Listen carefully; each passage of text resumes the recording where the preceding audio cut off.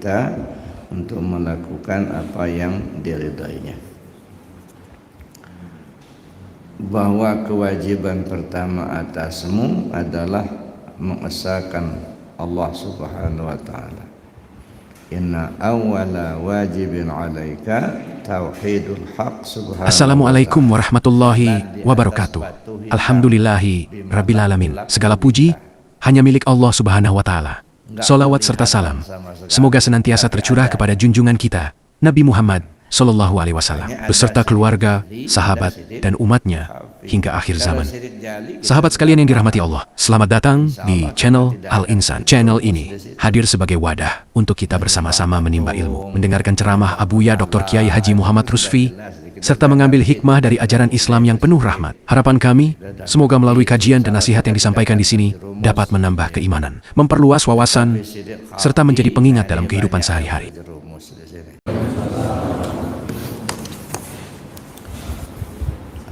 Alhamdulillah alladzi arsala rasulahu bil huda wa dinil haq liyuzhirahu 'ala ad-dini kullihi walau karihal musyrikun.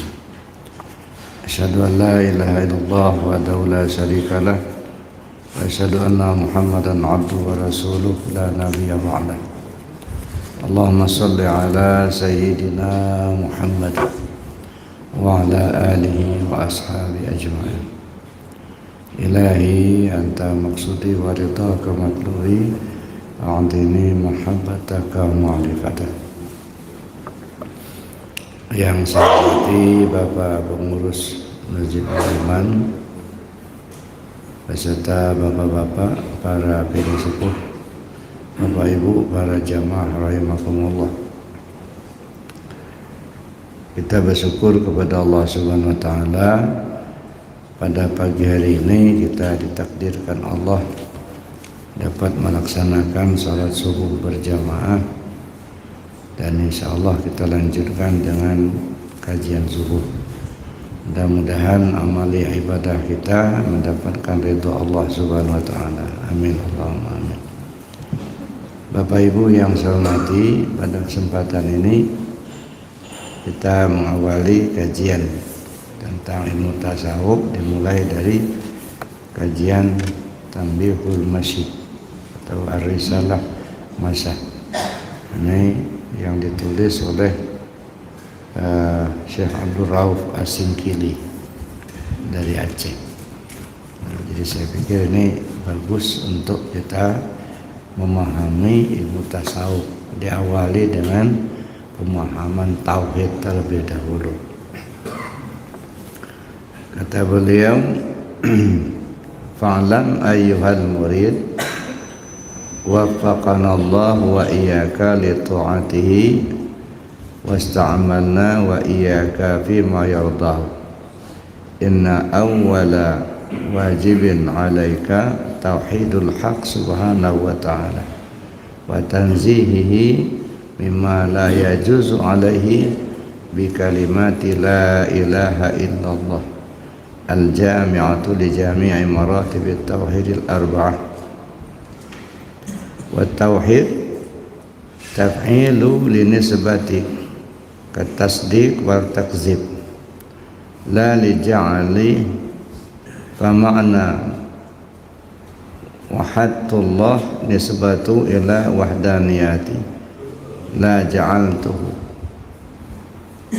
wahidan fa inna wahdaniyatihi zatiyatun lahu laysat bija'li ja'ilun fabhim. Ketahuilah wahai murid, fa'lam ayyuhal murid, ketahuilah wahai murid, waffaqanallahu wa iyyaka li ta'atihi, semoga Allah memberi petunjuk pada kami dan kepada kamu, li ta'atihi, untuk selalu taat kepadanya, wasta'amalna wa iyyaka fi ma yardahu, dan semoga Allah menghendaki kita untuk melakukan apa yang diridainya. Bahwa kewajiban pertama atasmu adalah mengesahkan Allah Subhanahu wa taala. Inna awwala wajibin 'alaika tauhidul haq subhanahu wa ta'ala.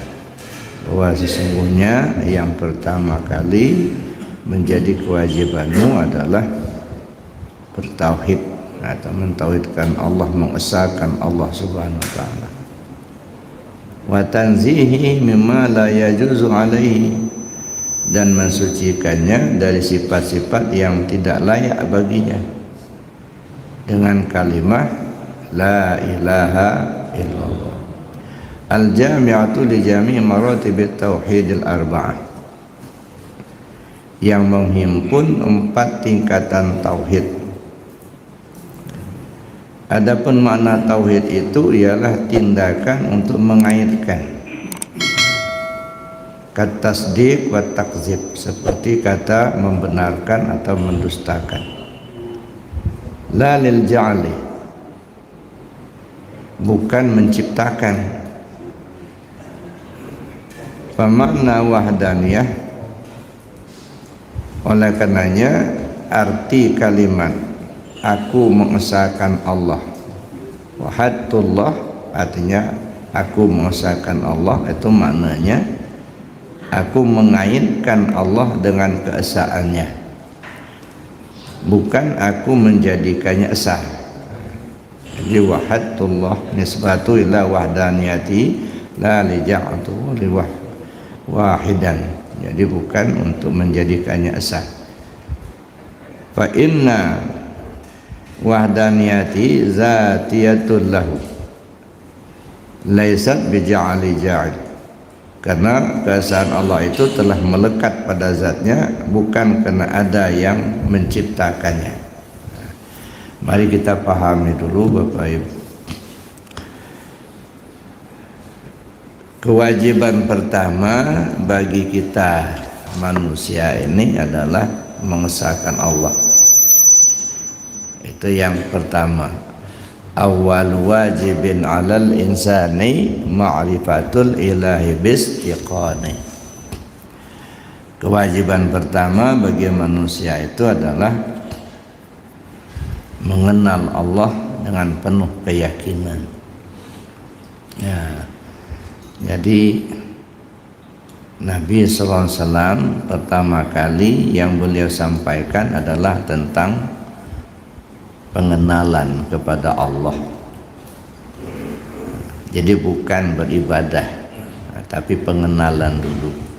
13 tahun Nabi SAW mendakwahkan Islam di kota Mekah, itu urusan pengenalan kepada Allah. Nah, belum sholat, belum puasa, belum syariatnya belum. Nah, makanya di sini juga Syekh Abdul Rauf itu mengatakan bahwa pertama kali awal wajibin 'alaika tauhidul haq subhanahu wa ta'ala. Jadi yang pertama kali menjadi kewajibanmu adalah mentauhidkan Allah Ta'ala.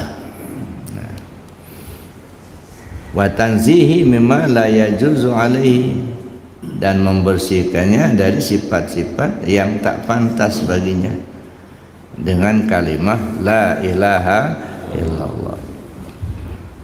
Nah, bagaimana kita mentauhidkan Allah dan bagaimana kita untuk mensucikannya? Mentauhidkan Allah bukan berarti kita menjadikan Allah itu tauhid. Sebab tauhid itu esa, itu sudah melekat pada zatnya. Jadi bukan kita menjadikan Allah itu supaya tauhid. Jadi tidak bisa kita disebut dengan mentauhidkan Allah. Kenapa? Karena memang Allah itu sudah tauhid. Allah itu sudah esa. Cuman kita mengaitkan Allah dengan keesaannya.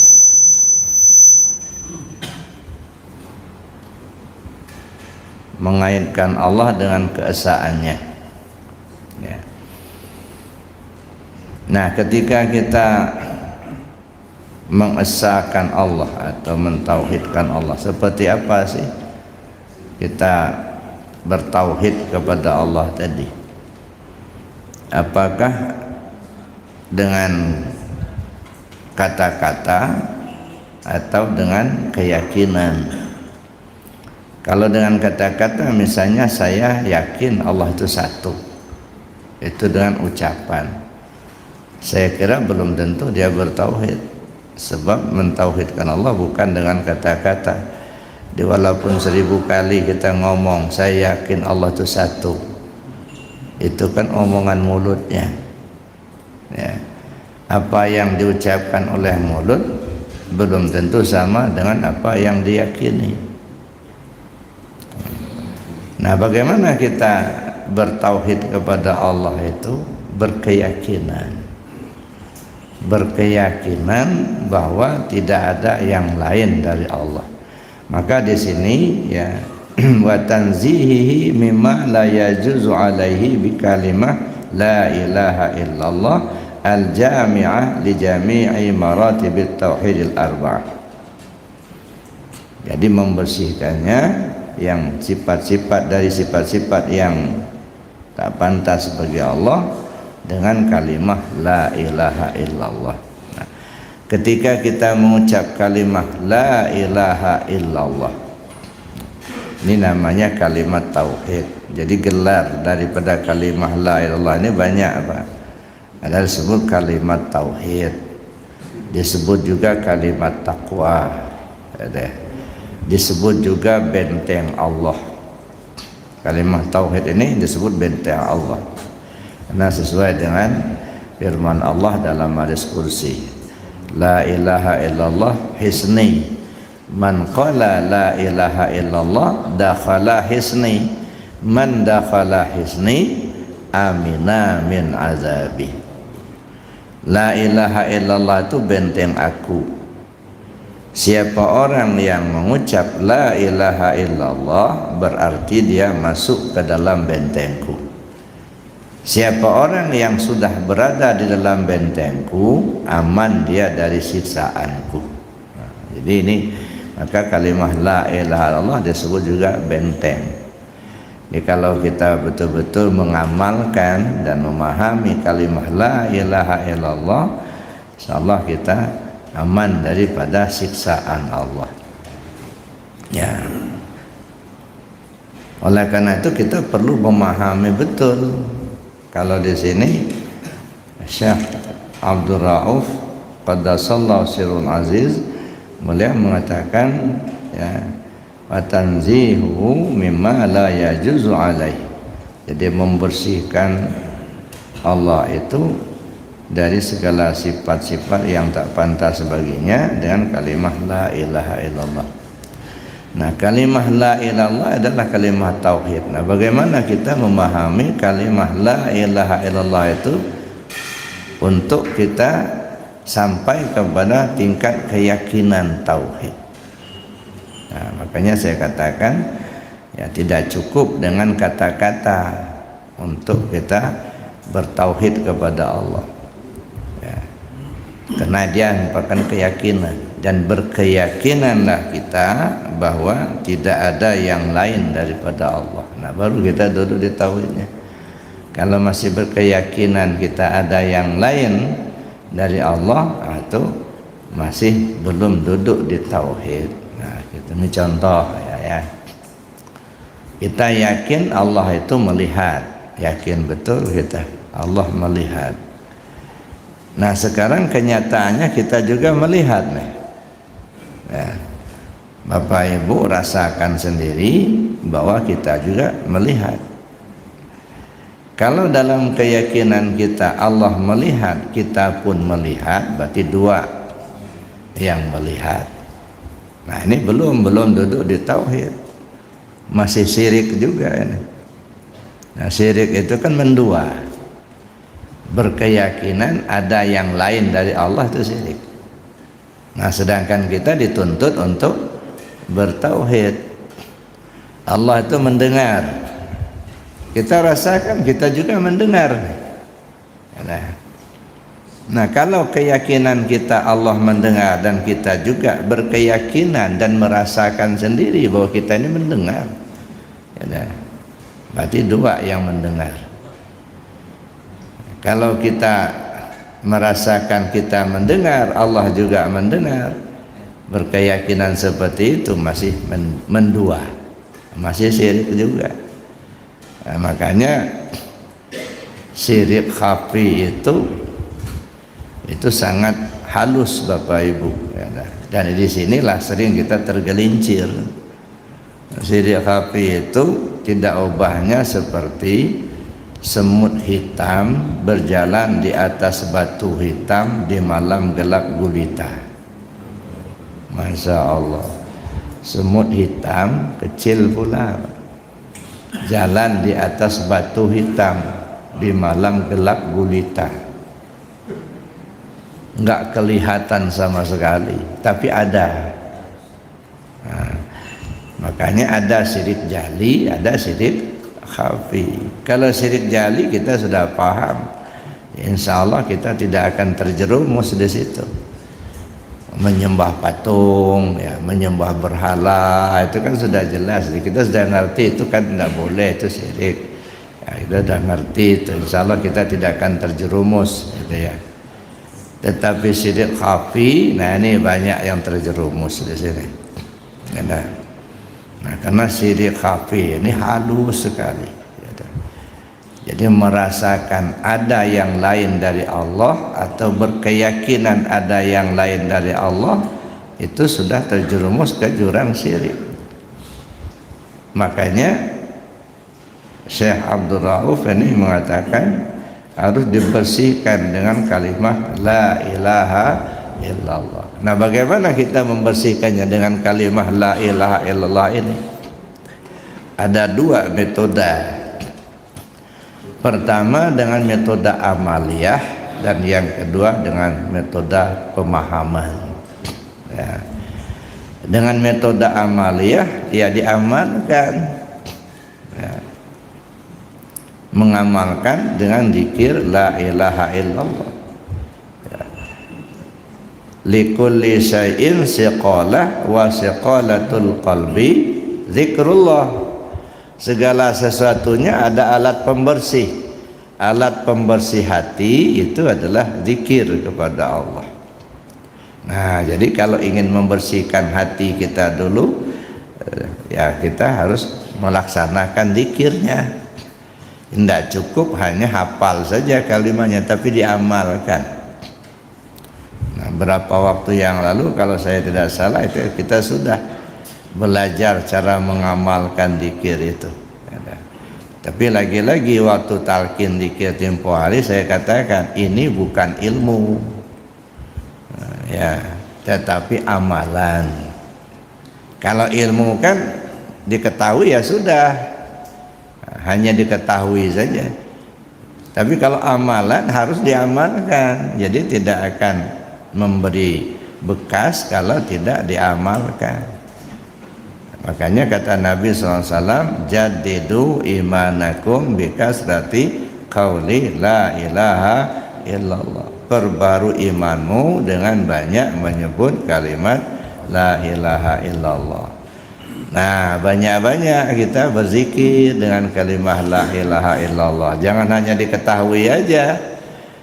Sering-sering dengar ceramah, cuman kalau hanya diketahui tidak diamalkan, justru sebenarnya akan membebani kita. Banyak kita ketahui tapi tidak diamalkan, justru jadi beban, Pak. Kenapa jadi beban?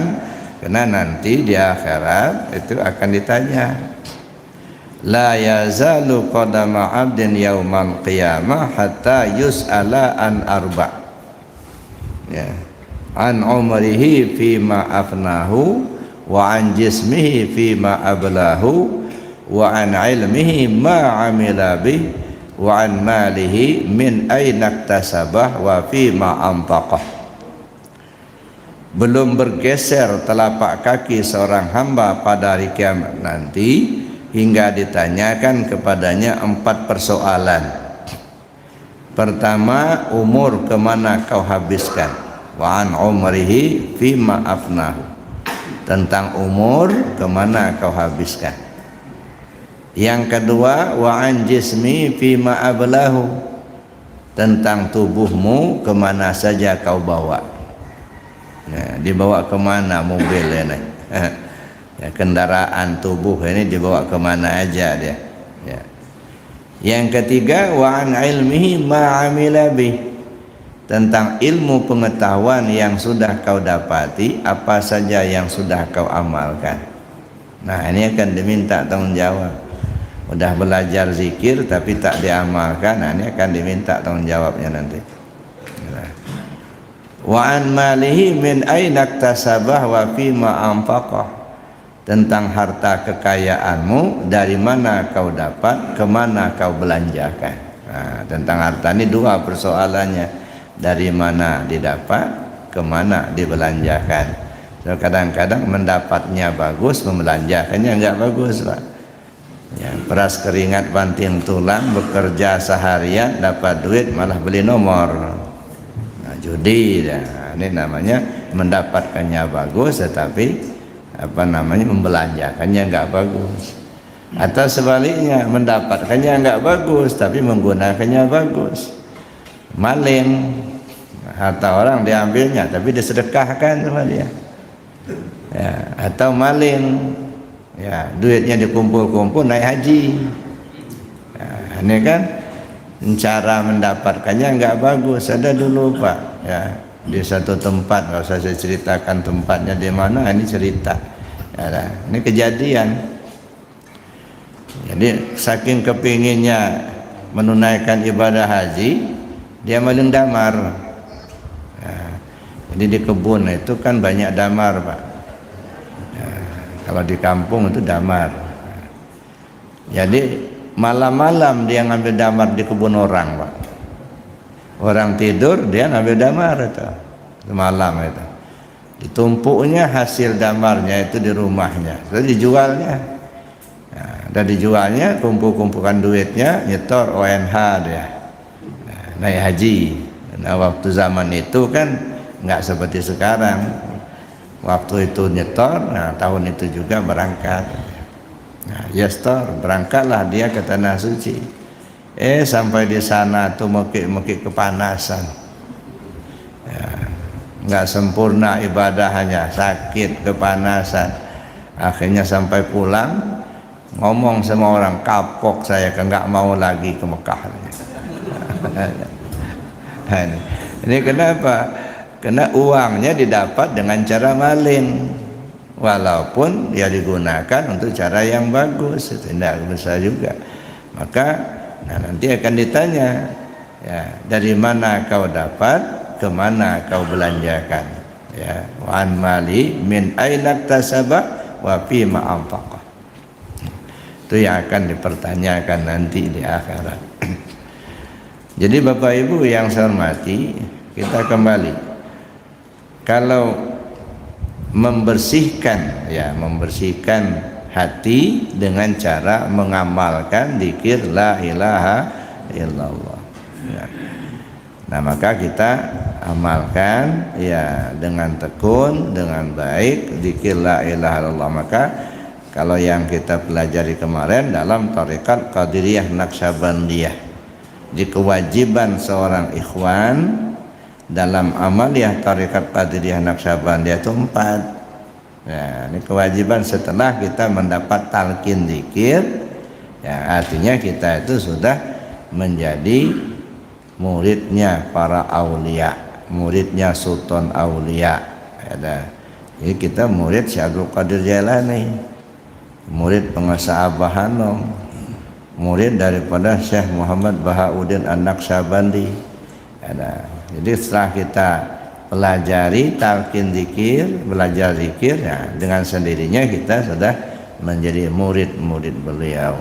Makanya disitulah silsilah itu harus tersambung sampai kepada Rasulullah SAW. Kenapa? Karena akan ya tersambung dengan guru-guru kita tadi.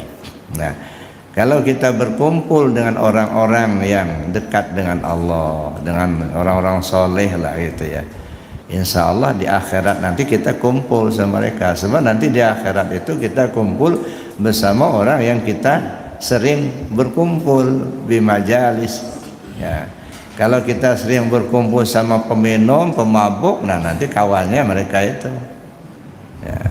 Kalau sering berkumpul sama germo-germo, nah kawannya itu juga. Tapi kalau kita sering berkumpul sama orang soleh, orang zikir, orang ahli ibadah, berkumpul dengan guru yang mengajak kita untuk dekat pada Allah, di akhirat nanti kita juga kumpul sama mereka. Nah, jadi di akhirat siapa teman kita? Siapa yang kita cintai. Cinta kepada Allah, maka kita kembali ke Allah. Cinta kepada Rasul, kita berkumpul sama Rasul. Cinta sama orang soleh, maka berkumpul sama orang soleh. Maka cinta kepada yang lain juga begitu. Jadi kita berkumpul bersama dengan siapa yang orang yang sering kita bermajelis dengan mereka. Ya. Jadi ikhwan TKN, setelah kita bertalqin zikir, 4 kewajiban kita. Pertama, melaksanakan amalah zikir jahar dengan kalimah la ilaha illallah. Nah, ini diamalkan setiap selesai sholat fardu minimal 165. Ya. Ini kewajiban kita. Ya. Sebenarnya ini bukan kewajiban, Pak. Saya sering katakan zikir itu bukan kewajiban. Sholat ini juga bukan kewajiban, tetapi kebutuhan. Nah, ketika kita merasa butuh, pasti kita akan lakukan. Nah, zikir dengan kalimah la ilaha illallah itu bukan kewajiban, tetapi kebutuhan. Tapi sayang, banyak orang belum merasa butuh. Ya, belum merasa butuh. Ya. Hanya sekedar pengetahuannya saja. Itu yang pertama. Nah, jadi zikir la ilaha illallah itu adalah kebutuhan yang kita amalkan setiap selesai salat fardu minimal 165. Lebih banyak lebih bagus, jangan sampai kurang. Cuman ada rukhsah. Ada rukhsah. Kalau kita dalam kesulitan, artinya kita musafir, kalau kita lama-lama duduk nanti akan ditinggalkan bis gitu ya. Atau kita sibuk kerja di pasar, di sawah, di ladang, atau sibuk kita karena di kantor misalnya, contoh, sehingga nggak sempat kita zikir sebanyak 165 selesai salat fardu. Rukhsahnya boleh kita ya zikirnya 3 kali saja dulu. Nah, tapi nanti kan dia qada sore atau malamnya waktu sudah lapang kita qada zikir kita berapa yang tinggal. Itu namanya rukhsah gitu ya. Tapi kalau minimal, nah minimalnya itu 165, itu minimal ya, 165. Nah, lebih banyak lebih bagus. Nah, kalau kita belum biasa, ini kayaknya 165 itu lama, Pak. Kok lama banget. Tapi kalau sudah terbiasa enggak, 500 aja sebentar rasanya itu. Nah, saya dulu pernah ya bersilaturahim di salah satu tempat inabah Suryalaya ya. Salah satu tempat inabah di Suryalaya. Jadi waktu kami datang itu ya disuruhlah salah seorang di antara peserta inabah itu yang sudah sembuh begitu untuk bercerita pada kami. Kami datang itu atas nama MUI Bandar Lampung waktu itu. Apa ceritanya? Saya merasakan beragama Islam baru di sini, kata dia. Jadi sebelum saya ke sini saya tidak menjalankan ajaran Islam. Walaupun saya sudah beragama Islam, tapi belum sempurna.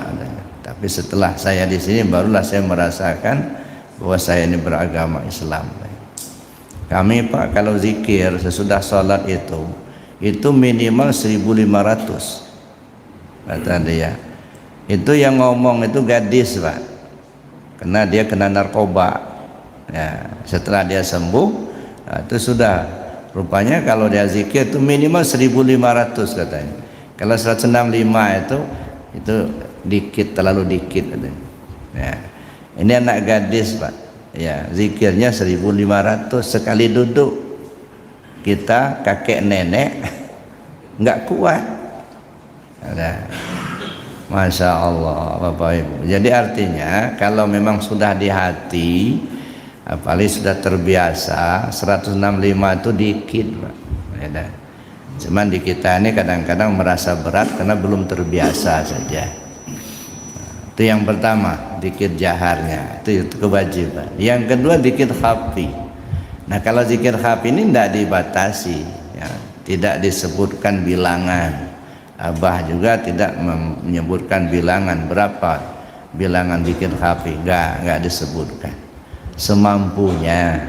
Itulah kebijaksanaan guru itu. Bijaksana sekali.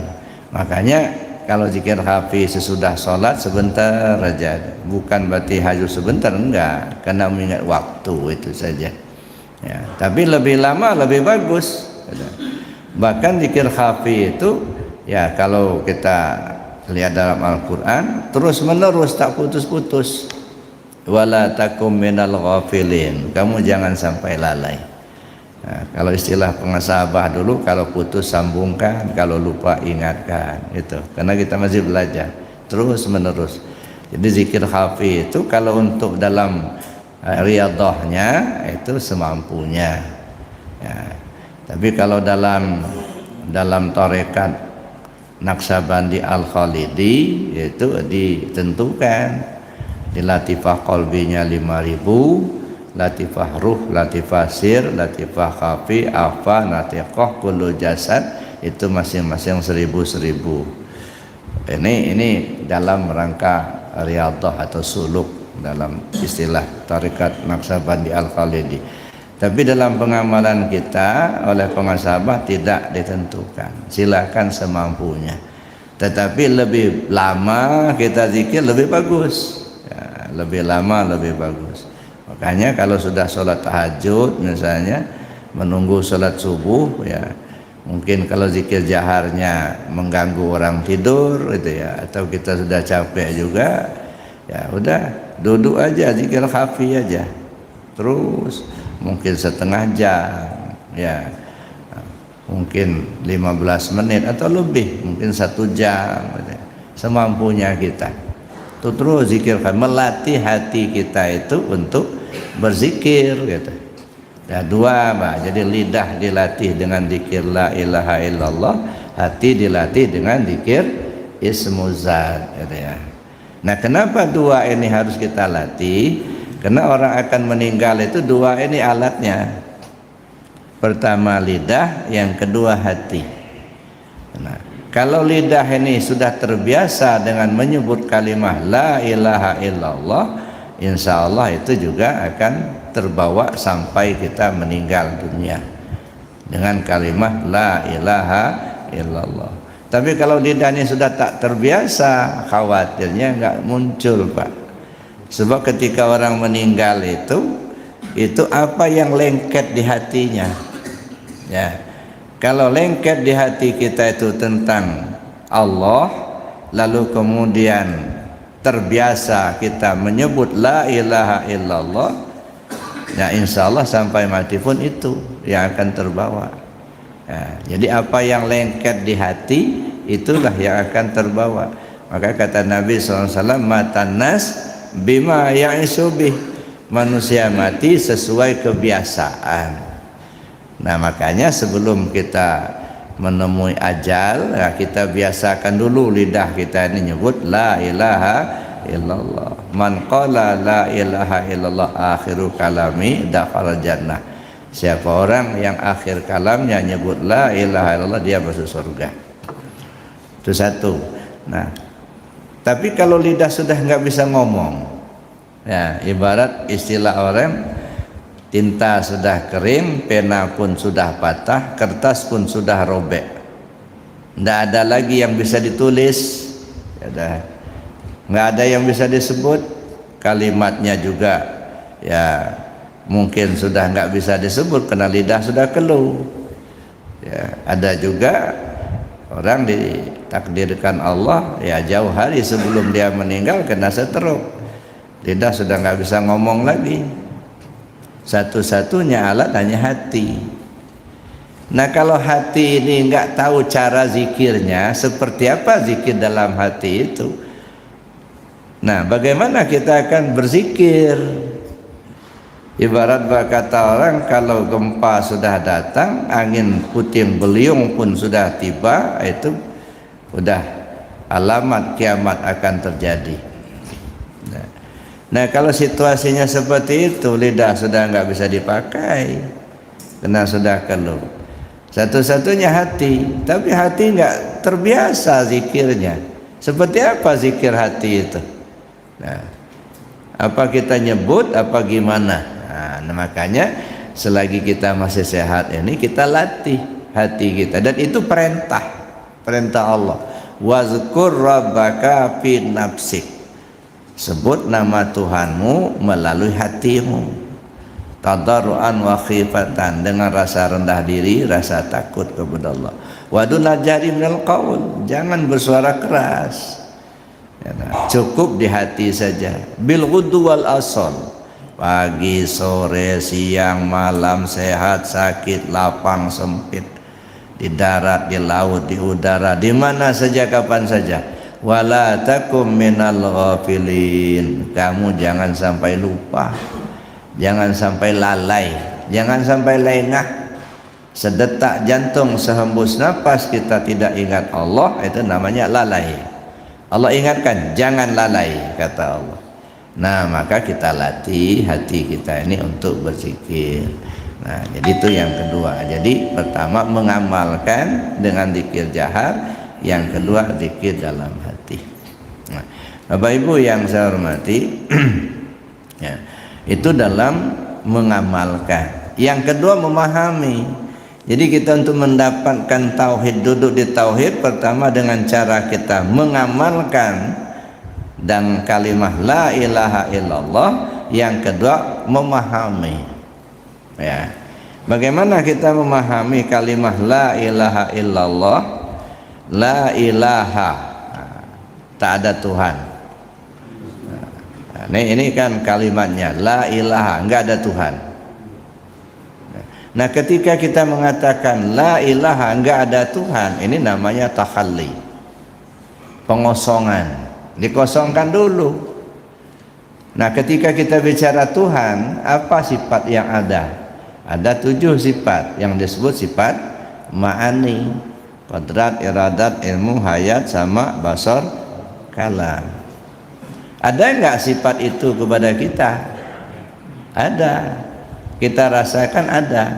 Kita punya kuasa mengangkat tangan, kuasa kita mengangkat kaki, kuasa kita mengangkat sesuatu barang. Ada kodrat, ada iradat, ada. Kita punya keinginan, ingin belajar, ingin tahu, ingin punya mobil, ingin punya rumah. Banyak lagi keinginan kita itu.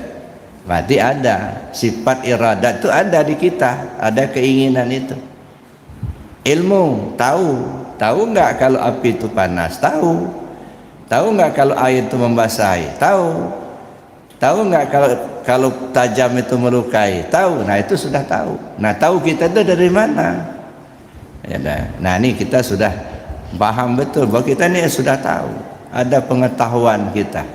Tahu kita kalau api membakar, tahu kita kalau air membasahi, tahu kita kalau tajam melukai, dan banyak pengetahuan. Tahu kita baca Al-Quran, tahulah kita cara sholat, ya banyak lagi. Itu ilmu. Ya, qadrat, iradat, ilmu, hayat, hidup. Ya, merasa enggak kalau kita ini hidup?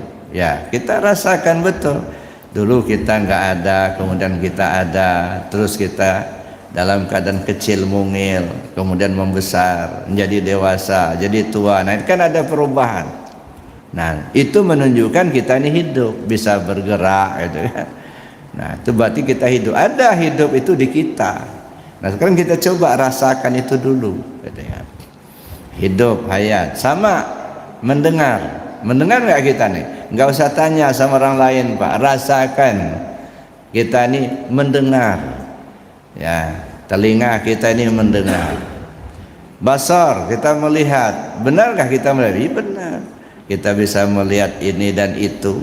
ini meja, itu karpet, itu tiang, dan lain sebagainya lah. Mata kita melihat, kita merasakan betul kita melihat ini.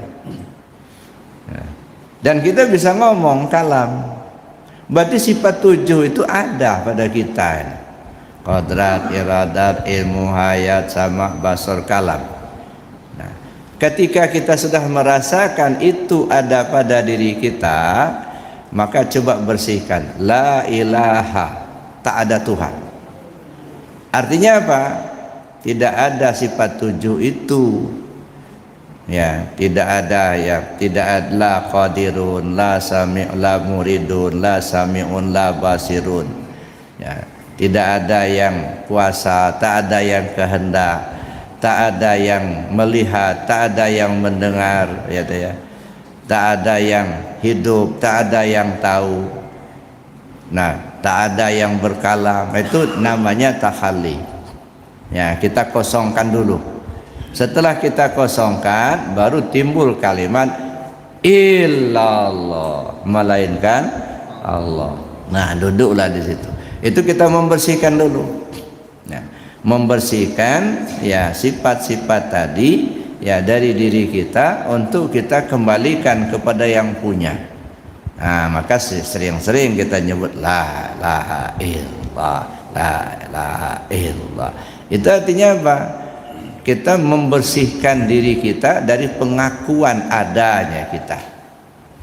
Ngaku kita ada, ngaku kita yang melihat, ngaku kita yang mendengar. Dari sifat 7 tadilah ya dibersihkan, kemudian diserahkan kembali kepada Allah. Itu yang pertama. Kemudian kita pahami lagi di sini ya Syekh Abdul Rauf Qaddasallahu sirrul aziz, beliau mengatakan ya la yajuzu alai bi kalimati la ilaha illallah wa tanzihi mimma la yajuzu alai bi kalimat la ilaha illallah al jami' li jami' maratib tauhid al arba'ah, yang menghimpun dari tauhid yang 4. Mana tauhid yang 4? Tauhid zat, tauhid sifat, tauhid asma, dan tauhid af'al. Nah, setelah kita membersihkan itu dari diri kita, kita duduk di tauhid yang 4 tadi. Ya, yang menghimpun tauhid 4. Tauhid zat, tauhid sifat, tauhid asma, dan tauhid af'al. Ya, nah, disinilah kadang-kadang kalau kita tidak memahami tauhid yang 4 itu sering tercampur, Pak. Tercampur antara syariat dengan hakikat. Contohnya begini, ya, ngapain orang zikir itu kok meki-meki? Orang zikir itu kok malah joget-joget? Nah, kan ada orang nggak mau belajar zikir. Kenapa? Karena dia melihat ada sekelompok orang berzikir meki-meki, illallah katanya. Ya. Ada lagi yang bangun dia malah joget-joget sambil nunjuk-nunjuk la ilah, la ilah. Nah, dengan melihat itu dia nggak mau, takut dia, ya, takut dia memasuk seperti itu. Nah, ini kenapa? Karena tidak memahami tauhid yang 4 tadi. Ya. Sekarang kita coba masuk melihat kepada tauhid af'al dulu, ya. Orang misalnya berjoget-joget sambil zikir. Sekarang kita sadari dulu, ya, kita itu berada di gelanggang mana? Kalau kita berada di halqah zikir, itu berarti kita berada di gelanggang torekat. Orang mengamalkan torekat. Kalau kita berada di gelanggang torekat, berarti kita berada di gelanggang tasawuf. Nah, kalau kita berada di gelanggang tasawuf, maka kita harus menggunakan pandangan tasawuf. Cara berpikirnya, cara memandangnya harus gunakan cara pandang tasawuf, begitu. Jangan gunakan cara pandang syariat. Nah, kalau kita gunakan cara pandang syariat, nah di sini nggak kena, Pak. Ya. Sekarang kita gabung misalnya melihat ada orang zikir la ilallah dengan meki-meki, dengan berjoget-joget. Secara syariat mungkin kita salahkan. Apa zikirnya meki-meki, ngapa zikirnya joget-joget? Itu pandangan syariat. Sekarang kita kan berada di gelanggang tasawuf nih, berarti harus berpikir secara tasawuf. Bagaimana berpikir secara tasawuf? Jangan lihat orang itu yang joget, jangan lihat orang itu yang meki-meki, tapi pandanglah Allah memperagakan af'alnya lewat hambanya. Jadi yang kita lihat itu af'alullah yang diperagakan melalui hamba. Nah, itu namanya kita berpandangan tasawuf, Pak. Mau berguling-guling terserah, Allah yang punya kehendak. Mau mekik-mekik terserah. Ada macam-macam kan, ada yang diam-diam aja zikirnya sambil mencas. Nah, apakah hebat orang seperti itu? Enggak juga. Wah, hebat dia zikirnya diam aja sambil mencas. Mana yang bagus kita lihat, kita dia mungkin Allah, Allah kata dia. Bagus yang mana? Yang mencas apa yang zikir? Tapi orang berpandangan, ngapain mekik zikir Allah nggak tuli, ya, kan gitu ya. Ngapain zikirnya joget-joget? Nah, ini orang berpandangan syariat, nggak kena apa. Di sini bentrok terus itu. Nah, jadi kita mesti tempatkan, ketika kita berada di gelanggang tasawuf, berpandang secara tasawuf, berpikir secara tasawuf. Ya, jangan salah tempat. Ya, artinya apa? Ya, kita bukan melihat orangnya berjoget, bukan mendengar orangnya mekik-mekik, bukan. Yang kita pandang adalah Allah memperagakan af'alnya lewat hamba. Jajang aja zikirnya, dia mungkin terserah, mau guling-guling terserah dia. Allah yang berkehendak kok. Jadi nggak ada fitnah, nggak ada caci maki. Kenapa? Karena kita berpandangan secara tasawuf.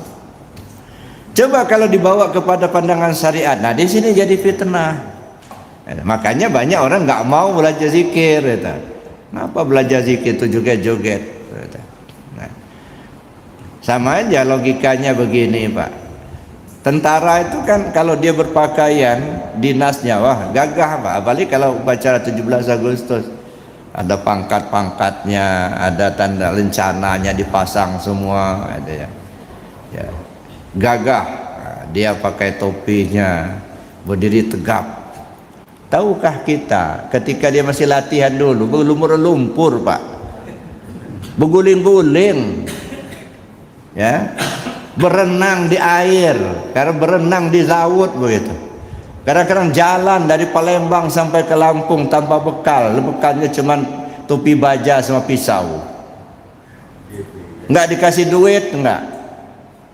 Apa itu tentaranya? Itu lagi latihan, Pak. Ya dah. Jangan dilihat, oh gagah dia pakaian dinas ya begitu. Jangan dilihat ketika orang lagi zikir mukib, itu dan latihan. Tentara lagi latihan.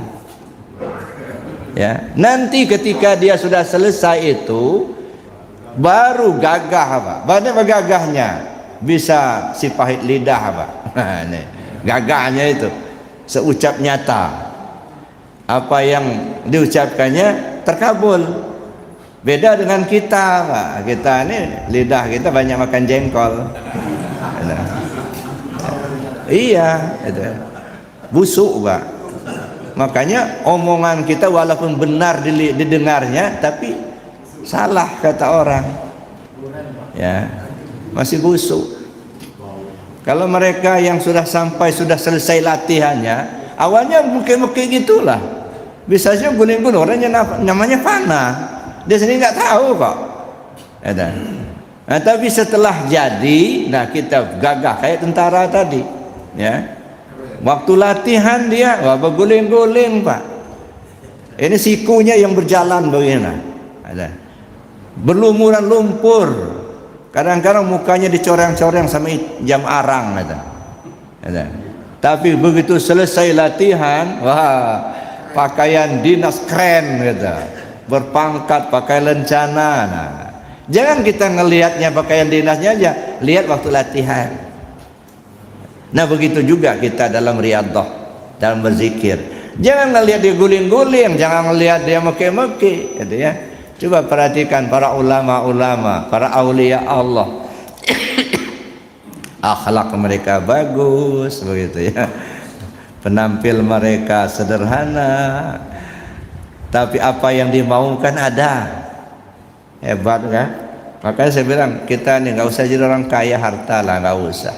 Capek ngitungnya, ya, nyimpannya juga susah, takut dimaling orang. Ya. Nggak usah jadi orang kaya harta. Cuman yang kita maukan, apa yang dimaukan ada, itu aja. Apa dimaukan ada. Kepingin ke Mekah ada. Kepingin beli rumah ada duitnya, itu aja kan. Kepingin beli mobil ada, itu. Ya pokoknya apa yang dimaukan ada, itu aja lah.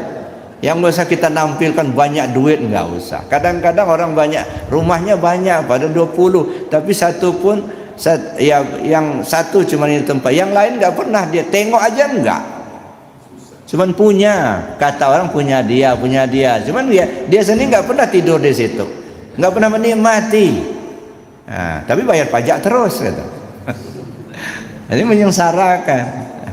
Kalau bisa kita ini kan, ya jangan kita yang melayani harta, bukan. Jangan kebalik gitu. Harta itu melayani kita. Kita ini melayani Allah. Jadi kita itu khadamnya Allah, harta itu khadam kita gitu. Ini kan kadang-kadang kebalik Pak, kita yang melayani harta, bukan harta yang melayani kita. Masya Allah Bapak Ibu. Nah, jadi kita manusia khadamnya Allah, harta khadamnya manusia. Nah, jadi harta itu melayani kita, kita melayani Allah. Jadi Bapak Ibu yang saya hormati, nah yang kedua ini artinya berpaham. Nah, tauhid af'al, tauhid sifat, tauhid asma, tauhid zat. Nah, kalau pengertiannya af'al perbuatan, gitu ya. Kalau asma kan nama, ya. Kalau sifat ya sifat-sifat Allah. Nah kalau zat, nah kalau kita bawa ke diri kita, bawa ke diri ya, nih. Karena kan yang membatalkan kita, nih. La ilaha illallah. La ilaha illallah itu terdiri dari 4 suku kata. La ilaha illallah.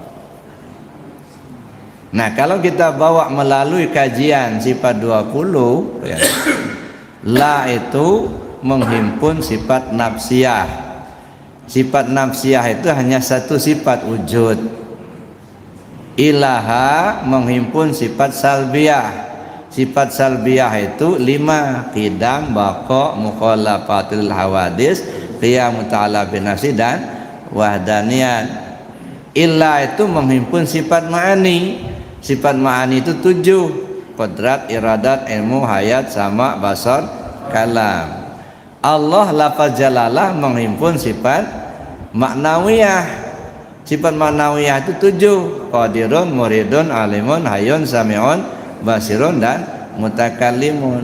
Nah bagaimana kita menisbahkan ke diri kita wujud, ya. La menghimpun sifat nafsiyah, yang ada sifat wujud. Wujud itu ada. Nah ketika kita berkata ada pada diri kita, mana yang kita lihat? Tubuh. Maka la menunjukkan ke tubuh kita. Sedangkan ilaha menghimpun sifat salbiyah. Sifat salbiyah ini kan ada pada zihin, tiada pada kharij. Artinya kita bisa pahami tapi tak bisa nampak. Nah hanya diyakini. Keyakinan itu ada di mana? Di hati. Maka disebutlah ilaha itu menunjukkan ke hati pada kita. Ilah menghimpun sifat ma'ani. Sifat ma'ani ini 7, kata qadrat, iradah, ilmu, hayat, sama, basar, kalam. Yang 6 sifat tergantung kepada hayat. Ada hayat maka muncullah sifat yang 6. Ada qadrat, ada basar, ada sama, ada kalam, ya, ada iradat. Nah, tergantung sama siapa? Sama hayat. Hayat pada kita, nyawa pada kita. Maka kalimat ilah menunjukkan nyawa pada kita. Lalu lafaz jalalah Allah itu menghimpun sifat maknawiyah. Sifat nawiyah itu dia tersembunyi, dia tidak tampak pada zahir. Kenapa? Yang tampak sifat ma'ani. Dia tersembunyi. Yang tersembunyi itu namanya rahasia. Ya, rahasia pada kita. Jadi la menunjukkan tubuh, ilaha menunjukkan hati, ilah menunjukkan nyawa, Allah menunjukkan rahasia pada kita. Jadi kalau kita katakan la ilaha illallah, artinya apa? Tak ada tubuh, tak ada hati, tak ada nyawa, illallah, melainkan Allah. Itu namanya kita membersihkan, ya, membersihkan, ya, diri kita dari sifat-sifat yang tercela, membersihkan Allah dari hal-hal yang tak pantas baginya.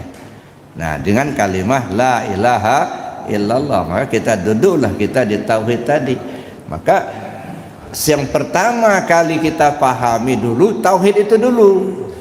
Setelah kita memahami tauhid, mana zat mana sifat, nah barulah kemudian kita bisa memahami lebih jauh tentang ilmu tasawufnya.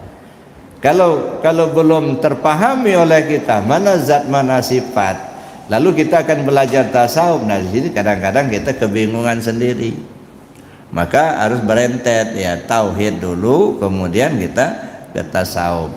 Nah, ketika kita tasawuf ini jangan hanya kita mengkaji tentang akhlak tasawufnya, tetapi bagaimana kita mengkaji tentang ilmu tasawufnya. Amaliyah tasawufnya itu yang penting, Bapak Ibu. Ilmu tasawuf, ilmu ketuhanan. Amaliyah tasawuf itu adalah ilmu tarekat, zikir. Ya, mudah-mudahan kita diberi petunjuk oleh Allah Subhanahu wa taala. Amin, Allahumma amin. Saya kira demikian Bapak Ibu yang dapat saya sampaikan. Ya, sementara saya akhiri dulu. Assalamualaikum warahmatullahi wabarakatuh. Waalaikumsalam warahmatullahi wabarakatuh. Bapak Ibu yang berbahagia,